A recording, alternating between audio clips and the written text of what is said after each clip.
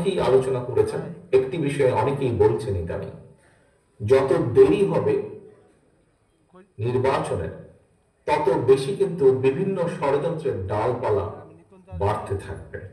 নির্বাচন যত বিলম্ব হবে দেশের সমস্যা তত বাড়বে বলে মন্তব্য করেছেন তারেক রহমান। আজ বিকেলে রাজধানীতে এক মতবিনিময় সভায় দেশে গণতান্ত্রিক শাসন ব্যবস্থায় প্রয়োজনীয়তার কথা তুলে ধরে বিএনপির ভারপ্রাপ্ত চেয়ারম্যান এই মন্তব্য করেন। তিনি বলেন, যারা পালিয়ে গেছে এই দেশ থেকে তারা দেশের মানুষের বিপুল পরিমাণ সম্পদ লুট করে নিয়ে গেছে। একজন রাজনৈতিক কর্মী হিসেবে আমি দৃঢ়ভাবে বিশ্বাস করি, মানুষের অর্থনৈতিক স্বাধীনতা ও রাজনৈতিক অধিকার যদি প্রতিষ্ঠিত করা না যায়, সব উন্নয়নই নষ্ট হয়ে যাবে।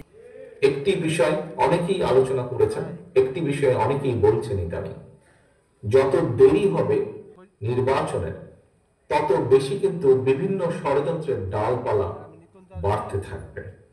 বিভিন্নভাবে সমাজের মধ্যে বিভিন্নভাবে কথাবার্তা, এখনই বিভিন্ন রকম কথাবার্তা আস্তে আস্তে ছড়াচ্ছে যে যারা পালিয়ে গিয়েছে এই দেশ থেকে তারা এই দেশের মানুষের বিপুল পরিমাণ সম্পদ লুট করে নিয়ে গেছে। অবশ্যই তারা সেই সম্পদগুলি সেই ষড়যন্ত্রের পিছনে ব্যয় করবে। কাজেই দেশকে যদি একটি স্টেবল সিচুয়েশনের ভিতরে আনতে হয়, দেশকে যদি ঐক্যবদ্ধভাবে ধরে রাখতে হয়, দেশকে যদি একটি স্থিতিশীল অবস্থার মধ্যে ধরে রাখতে হয়, তবে তার দায়িত্ব অবশ্যই জনগণের হাতে ছেড়ে দিতে হবে। আমরা সকল সময় মনে করি এই দেশের মূল মালিক বাংলাদেশের জনগণ। কাজেই বাংলাদেশের জনগণের সেই অধিকার আছে এই দেশ নিয়ে কি হবে না হবে সেই সিদ্ধান্ত নেবার একমাত্র ক্ষমতা বাংলাদেশের মানুষের। এবং পৃথিবীতে আমরা মুখে সকলেই গণতন্ত্রের কথা বলি, সমগ্র পৃথিবীতে গণতান্ত্রিক ব্যবস্থা বলতে যা বোঝায় সেটি হচ্ছে নির্বাচন। নির্বাচনের মাধ্যমেই জনগণ তাদের মতামত ব্যক্ত করে থাকে। সেটি আগেই বলেছি আমি, সেটি ইউনিয়ন পরিষদ হোক, সেটি জাতীয় পর্যায়ের হোক, নির্বাচনের মাধ্যমেই জনগণ তাদের মতামত প্রকাশ করে থাকে। নির্বাচনের মাধ্যমেই জনগণ সিদ্ধান্ত নিয়ে থাকে তারা কি চায়।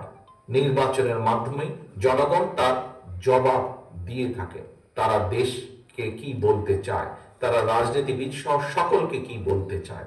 নির্বাচনের মাধ্যমেই জনগণ এসব কাজ করে থাকে। কাজেই জনগণের অধিকার যদি জনগণকে ফিরিয়ে দিতে হয়, দেশ কিভাবে কি হবে এই বিষয়ে সিদ্ধান্ত সম্পূর্ণ জনগণের। আমরা জনগণের অধিকার যত দ্রুত জনগণের কাছে ফিরিয়ে দিতে পারবো, জনগণের অধিকার যত দ্রুত আমরা এই দেশে প্রতিষ্ঠিত করতে পারবো, প্রিয় উপস্থিতিবৃন্দ, আমি বিশ্বাস করি তত দ্রুত আমরা দেশকে ধ্বংসের দ্বার প্রান্ত থেকে ফিরিয়ে আনতে আবার সক্ষম হব।